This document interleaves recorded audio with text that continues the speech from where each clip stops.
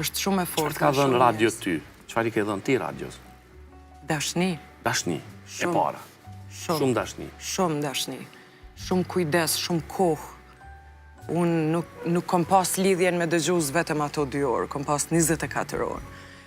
Kom dalë në teren gjatë gjithë ditës, jom këthy në orët e vonat natës prej shumë familjeve në për Kosovë, kom trokit ndyrë të se cilës familje që kam pas nevojë.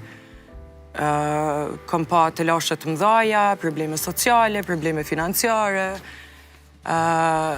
I kom taku kur kanë orë në radio, asniherë nuk jam rrit si figurë edhe me thonë s'kom më ko për ju. Unë vazhdoj me i taku për ditë, vim pin kafe, shkoj të ta, dhe pas radarit në jo gjdo herë shkoj me kamerë.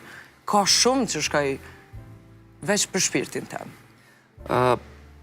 Entuziazmi, din të ketë ngritje, din të ketë ullje.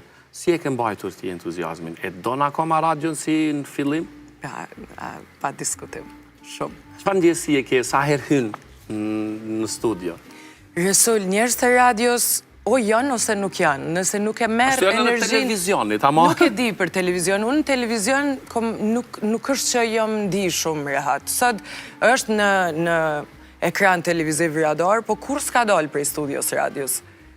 Se nuk e kom pas ndjeshmërinë e njëjtë, unë e kom pas detektivin.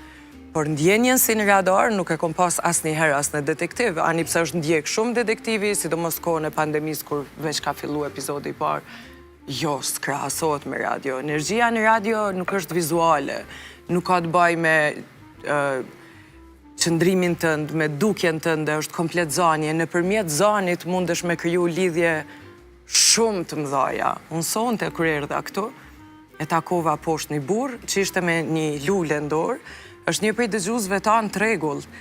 Tha, unë e kom fitu rrogën e 13 prej radarit dhe di që e ki ditëlindjen këto ditë, bashkëshortja ime më tha e ditën e ka Resuli sonte çoja këtë lule.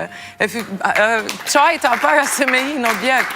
Kjo lidhje nuk përshkruhet edhe unë nuk besoj që krijohet nëpërmjet figurave të televizionit. Është magjia e radios që e jep këtë lidhje. Entuziazmi